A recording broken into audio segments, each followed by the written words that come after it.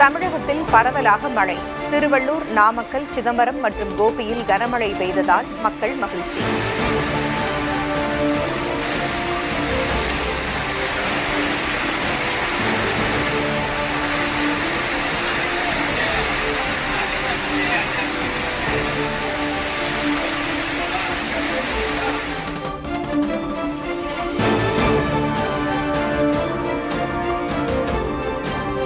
சென்னை மாநகரின் பல்வேறு பகுதிகளில் மழை.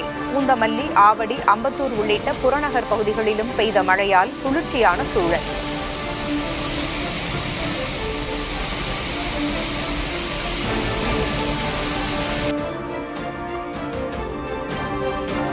உத்தராகண்ட் மாநிலம் மசோதலி அருகே மண் சரிவில் 33 வீடுகள் இடிந்து சேதம். மோக்ஷா ஆற்றில் வெள்ளப்பெருக்கு ஏற்பட்டதால் சாலை ஓரம் இருந்த வீடுகளும் இடிந்து விழுந்தன.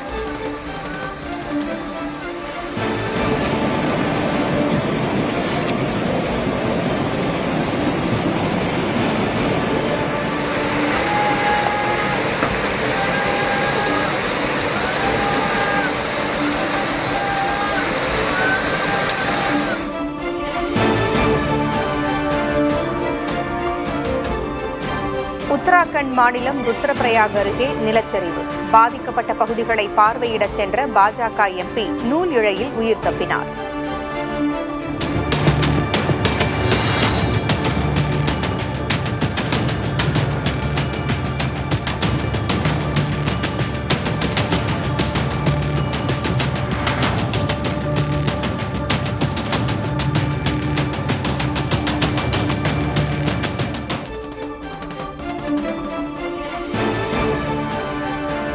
இமாச்சல பிரதேசத்தின் மணிகர்ன் பகுதியில் திடீர் நிலச்சரிவு. வாகனங்கள் சிக்கியதால் போக்குவரத்து கடுமையாக பாதிப்பு.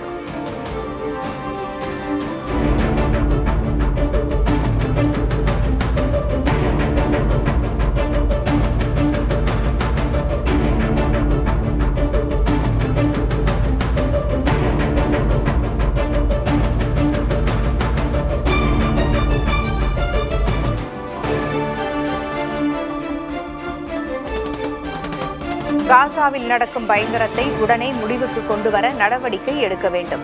இந்தியா மற்றும் உலக நாடுகளுக்கு முதல்வர் ஸ்டாலின் வேண்டுகோள்.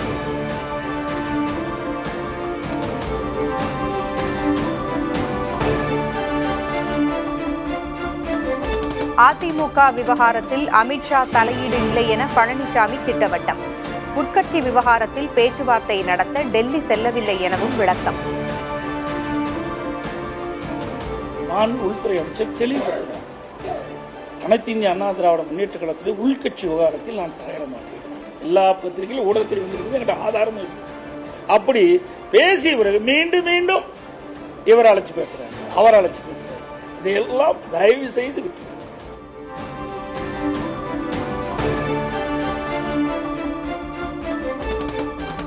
அதிமுகவின் அடிப்படையையே தகர்த்துவிட்டார் பழனிசாமி என தினகரன் விமர்சனம். எந்த காரணத்தை கொண்டும் பழனிசாமியை ஏற்றுக்கொள்ள முடியாது என பதில்.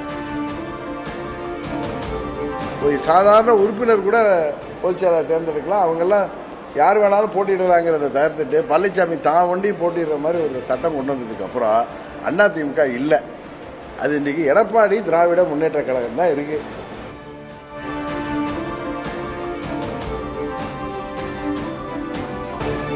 தேசிய ஜனநாயக கூட்டணியை விட்டு வெளியேறியது திட்டமிட்டது அல்ல. பழனிசாமியுடன் இணைந்து செல்வது தற்கொலைக்கு சமம் என டிடிவி தினகரன் பேச்சு.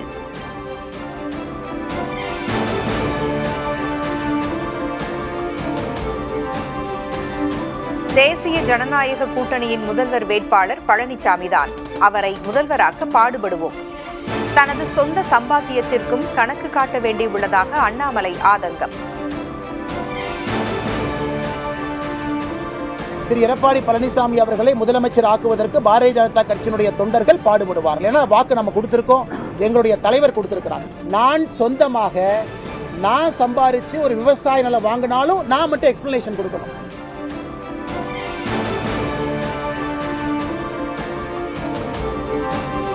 காங்கிரஸ் எங்கெல்லாம் வலிமையாக உள்ளதோ அங்கெல்லாம் கொத்து கொத்தாக வாக்காளர்கள் நீக்கம். தனிநபராக அல்லாமல் மென்பொருள் மூலம் முறைகேடு செய்யப்பட்டிருப்பதாக ராகுல் புகார்.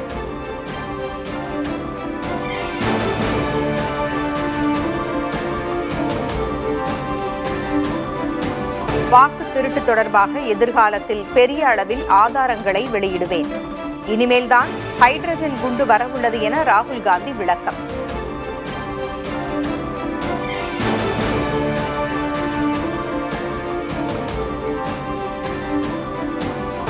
ராகுல் கூறிய குற்றச்சாட்டுகள் தவறானவை, அடிப்படை ஆதாரமற்றவை. எந்த வாக்காளரையும் ஆன்லைன் மூலம் நீக்க முடியாது என தேர்தல் ஆணையம் விளக்கம்.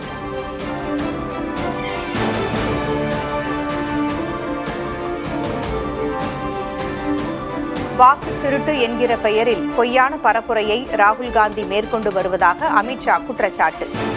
ஊடுருவல்காரர்களுக்கு வாக்குரிமை அளிப்பதுதான் ராகுலின் நோக்கம் என்றும் விமர்சனம்.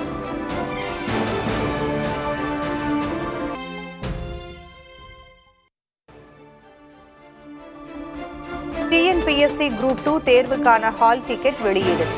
645 பணியிடங்களுக்கு வரும் 28ஆம் தேதி தேர்வு.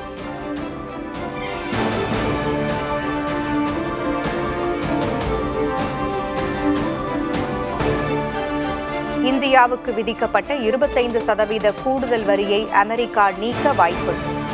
பதில் வரி 10 முதல் 15% குறைக்கப்படக்கூடும் என தலைமை பொருளாதார ஆலோசகர் அனந்த நாகேஸ்வரன் தகவல்.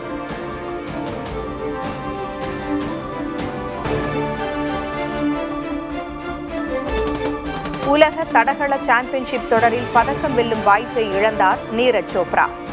ஒலிம்பிக்கில் சாதித்தவர் 8வது இடம் பிடித்து வெளியேற்றம்.